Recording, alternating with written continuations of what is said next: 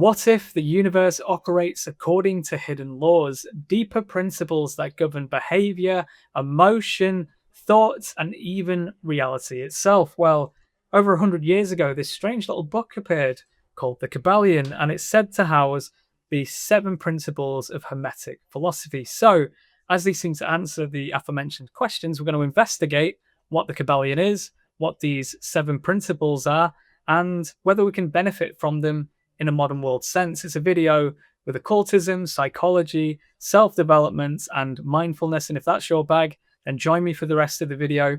Welcome to Field Notes. The Kybalion was published in 1908 by the Three Initiates, and the Three Initiates is an interesting pseudonym because it alludes to the fact that there were three writers contributing to the book. Now, as I've dug into this, it seems like that might not be the case. It seems like the one sole author is most likely a New Thought writer called William Walker Atkinson. He was about over a century ago. He wrote over 100 books on the topic. And it begs the question, if he was so influential in this space already, why did he want to separate himself from the subject matter of this book in particular? And I think it's because he wanted the ideas within this book to stand above himself. Moreover, I believe he was taking inspiration from a key character in Hermetic philosophy, Hermes Trismegistus meaning thrice great, alluding to a mastery of wisdom, philosophy, and spiritual understanding. Now, he's also supposed to be a combination of the Egyptian god Thoth of wisdom and knowledge and the Greek messenger god Hermes. And as we go further in, you'll begin to understand why these characters, traits, and symbols are integral to the wider ideas of the book. I also think there is scope as well to suggest that the reader might be one of the initiates if you consider that you have William as the writer, Hermes Trismegistus as the influence, and then us, the reader, the student, taking on these ideas as well.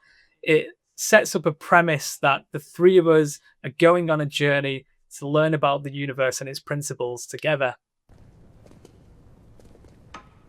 The first principle that we learn about is the principle of mentalism, that all is mind, the universe is mental.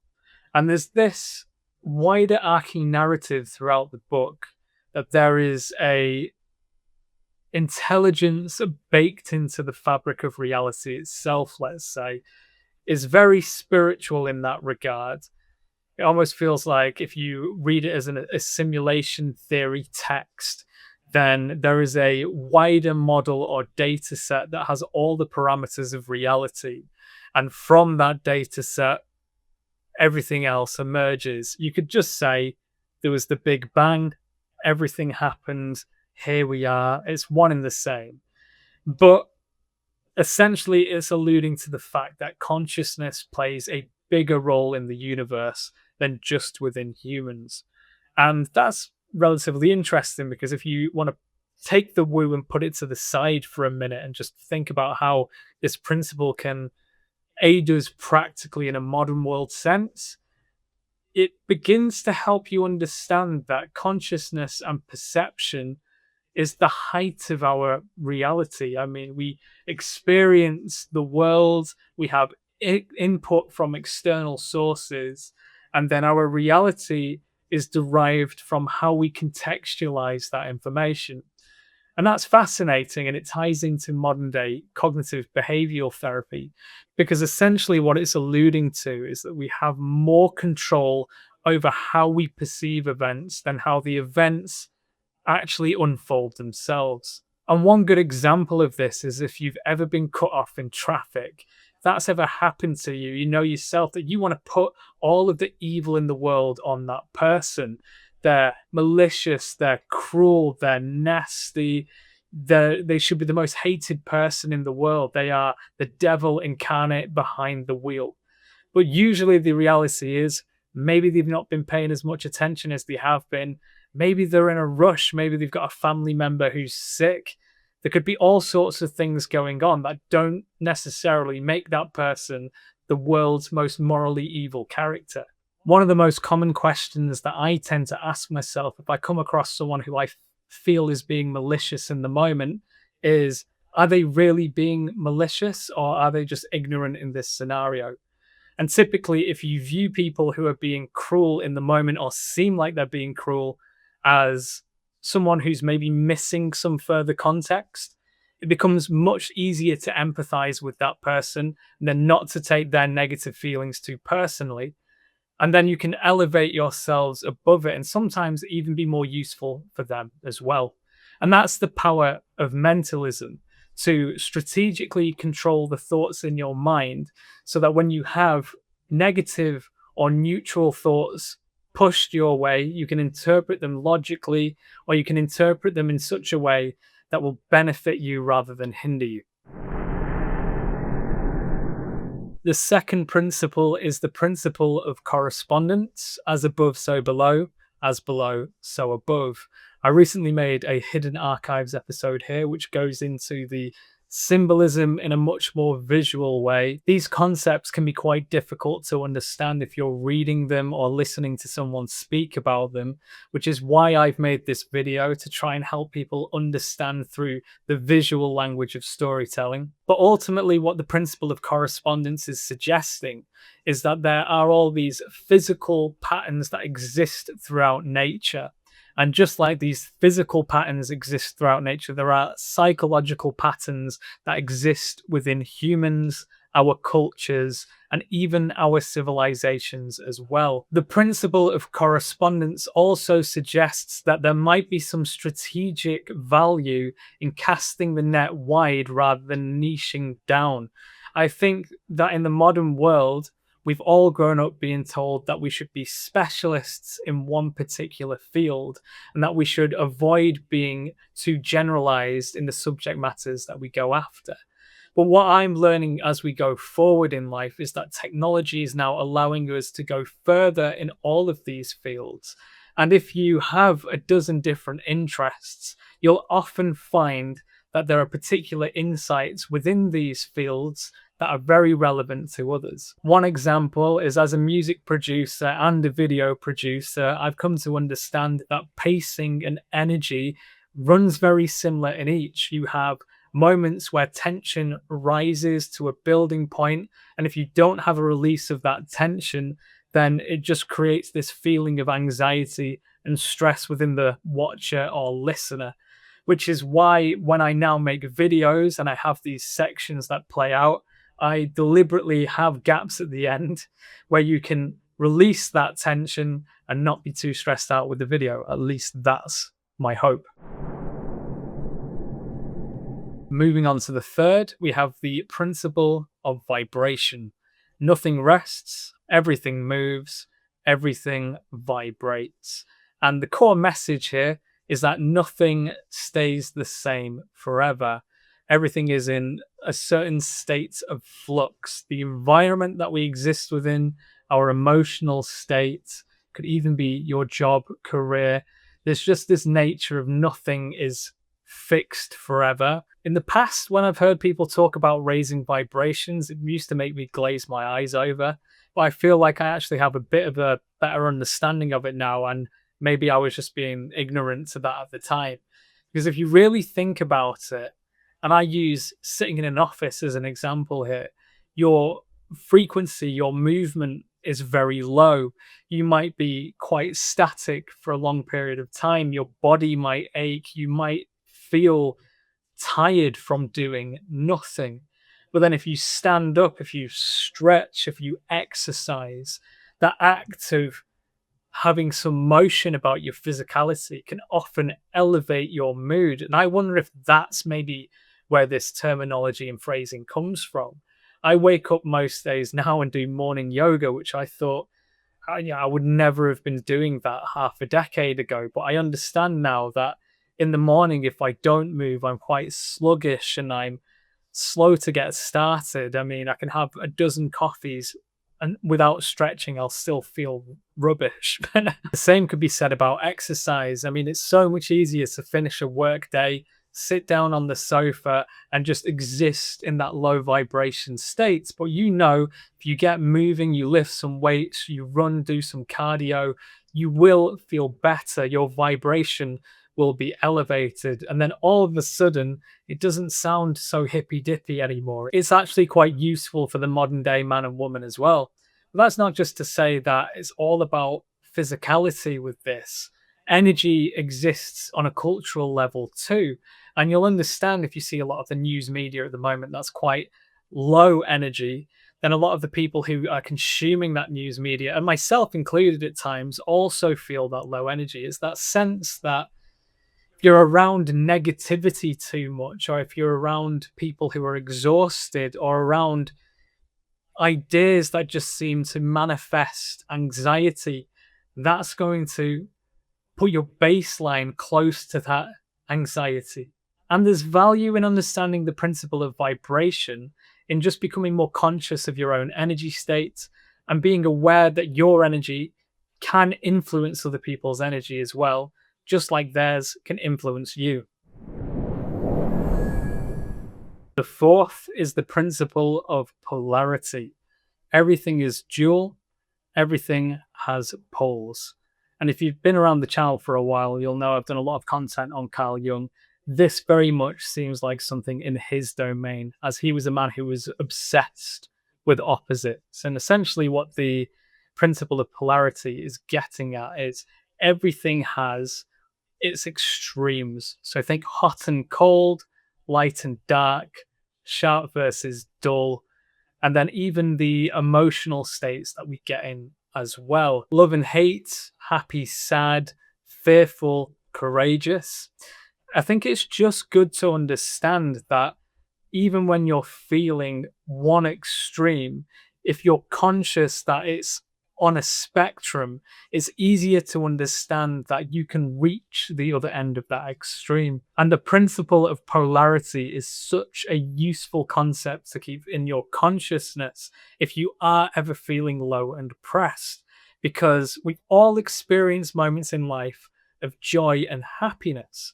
And because of the cyclical nature of the ideas within this book, if you can understand in your consciousness that things go through phases and that you're capable of a high that's as high as your extreme low is low, then that can give you a sort of motivation to push forward and aim for something better. It's having the conscious ability to change focus on one pole to the other.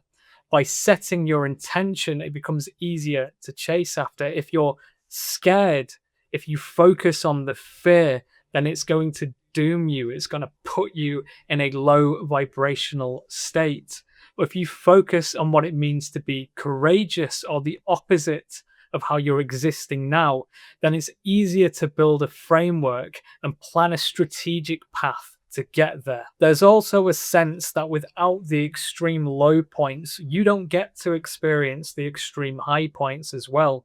It's a sort of trade-off that you have to do.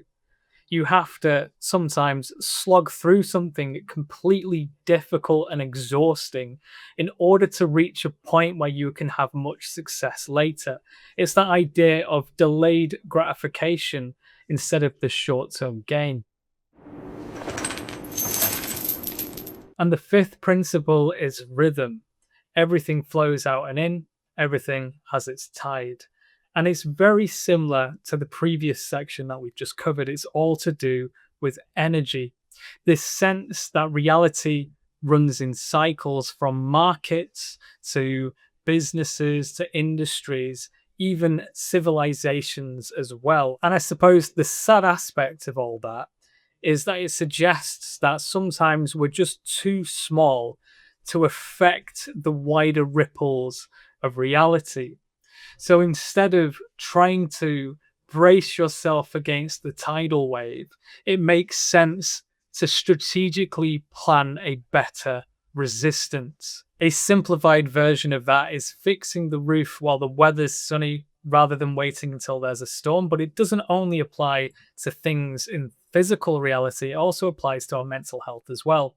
And one example that I have is triggers around smoking. When I was quitting, what I got into the habit of was having a drink so I could have a cigarette as a social smoker. And then very quickly, I ended up in situations where I would be having a drink, just so I could have a cigarette. So the only solution for that was to stop drinking as well. And that is ultimately how I ended up quitting smoking. And I've not smoked now for over a decade. Principle number 6 is of cause and effect. Every cause has its effect. Every effect has its cause. And it's this idea that nothing happens randomly. There are a chain of events linking every action to the start of the universe. And you could say maybe that challenges free will, and that can be quite a tough concept to really think about. But if we think about it in useful terms for now, what it suggests is that small actions can compound into bigger actions much later. And we see that in terms of investing in the stock market. I have a SIP that I've been investing in over the course of the last couple of years. And initially, I wasn't really getting much interest on that. And it was very frustrating as someone who started a pension quite late in life. But as I've seen it grow gradually, it's compounding. It's going up much quicker than I initially would have thought. Outside of the financial world and back to the physical, we notice it in ourselves as well. We don't just wake up one day and realize that we're obese. That happens gradually over time because we make lots of little decisions on our diet that leads us to a state of obesity. Likewise, if you're someone who used to go to the gym, you were very strong, and then you stop eating protein, you stop training, you wither away, much like I am at the moment. These states of being don't happen instantaneously. They happen over time, usually a lack of habits or unhealthy habits compounding. Another principle of cause and effect suggests that if we're not being strategic and remaining conscious of our environments and our actions, that we can very quickly and easily become pawns for the environment and even other people. The goal here is to have more positive inputs than negative, and then to allow those positive inputs to compound over time, allowing you to dominate your mood, increase your character traits to something desirable, and become a mover instead of a pawn. And finally, the 7th principle, which is gender. Now, the book makes it absolutely clear not to conflate gender with biological sex. If you push the origin of the word gender past its Latin origins, you actually get to beget, to create, which applies to energy, atoms, and mind. It's a sense of direction followed by a manifestation and the ability to create under the guidance and the will of that direction. In the book, it talks about internal forces, parts of your own psyche, almost that you have to push yourself to create sometimes. It's like me making this video. There's a component of myself that is very exhausted and wanting to have a sit down, have a drink, go away from this and speak to my wife and, enjoy life. But instead, I'm willing myself forward to get this video done. And there's this component of those two forces coming together. And hopefully through my suffering, you're gaining a little bit of wisdom. And this video can be worth something. To finish the video, we're just going to go through a couple of Hermetic Axioms. It's more of a recap of the ideas we've explored. But again, a reminder how to apply these things to your own life. The first is the all is mind, the universe is mental. And the idea here is mental transmutation, where you can take external input from reality, your environment, and you're in charge of the output, essentially. It's that notion that consciousness is within our control, how we react to situations is on us, and that we're not just caught in the waves of reality. We have enough cognition to influence how we respond to the changes of that environment. Next, we have to change your mood or mental state, change your vibration. Again, you can do that by becoming more physically active. If you're unable to be physically active in the moment, you can make use of polarity, where you can understand your current vibration and imagine the opposites of it and work towards that instead. Again, it's this idea that we have more control over our mental state than we give ourselves credit for. It's not suggesting simply that, oh, I should imagine myself to be happy and then I'm going to be happy. But it's the deep inner knowing that things go in cycles. So if you are feeling horrific in a moment, that pain, that suffering will come to an end, and that there will be a point in the future where you have those highs again. So it's not a automatic fix, more than a knowing and understanding that at some point in the future you'll be out of this terrible place. And sometimes just understanding that, just knowing that, and deeply knowing that is enough to remind you that whatever you're struggling through will come to an end. Moving on, we have rhythm may be neutralized by an application of the art of polarization. And you can see here I have a pendulum of the political spectrum in the UK. As we know, politics runs in cycles. It goes back and forth, and sometimes it's completely outside of our control. I worry a little bit that my country, the United Kingdom, is heading towards a reform government, and I don't really have a say whether that happens or not. But ultimately, the ideas within the Kybalion have taught me that in moments of vast complexity, the masses will seek simplicity. And if you have leaders who are offering simple answers to complex questions, a lot of the time your wider civilization is going to move towards those simple answers, even if they're not really fixes. The big one for reform in the UK is that every single problem that exists for us as individuals is caused by someone else, and that we shouldn't reflect on ourselves. We shouldn't try and aim to do better ourselves. And we definitely shouldn't worry about the rich and the elites doing anything a little bit sketchy. In the case for reform, they're actually our friends, and the donors who give Nigel Farage £5 million in crypto money so he can buy his 1.5 million mansion. That's fine. That's fine. We don't question that. We don't question foreign influence in our political party. As long as he's got Brexit done, that's all that matters, although Brexit has been tragic as well. So again, it's just, a simple answer that makes life terrible and brings us closer to our civilization collapsing. And that's typically what the masses move towards.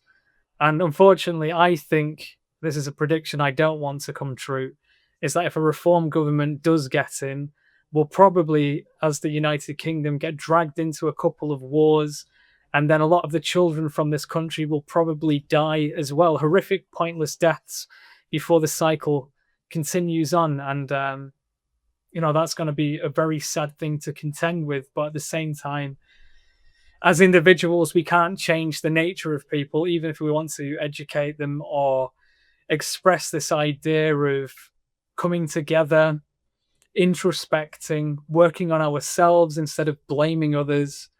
Because that's, as we saw in the slides previously, how you stop being a pawn, how you become a mover on the table. But unfortunately, the majority of people in this country, it seems, and I'm sorry to say, do want to be pawns, do want simple answers, will walk into the lion's den if their corporate ringleaders tell them it's the right thing to do. So all you can do in these situations is ready yourself for the storm, prepare yourself as much as you can, and prepare for the worst. And moving on in relation to what we were just talking about, nothing escapes the principle of cause and effect, but there are many planes of causation, and one may use the laws of the higher to overcome the laws of the lower.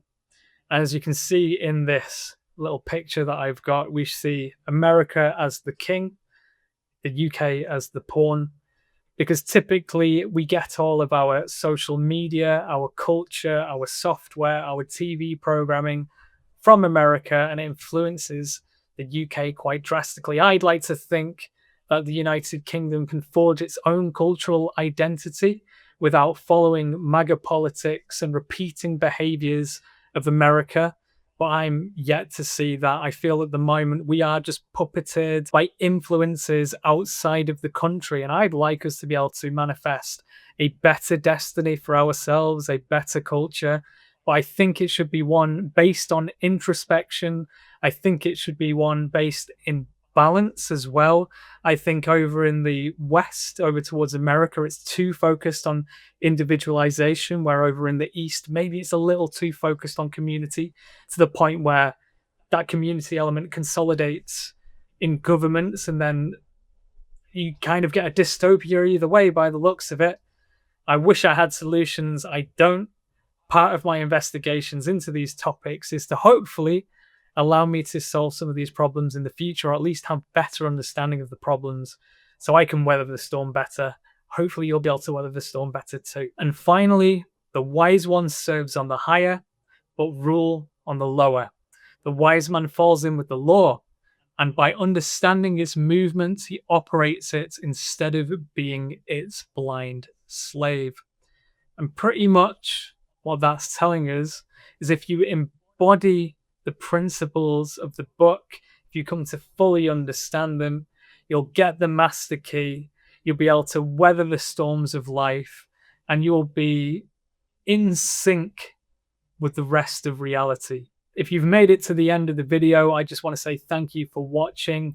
If you do find the topics interesting that we've covered, I've made another video that you can watch here. It's currently playing in the background that goes into this idea of as above, so below in much more visual depth.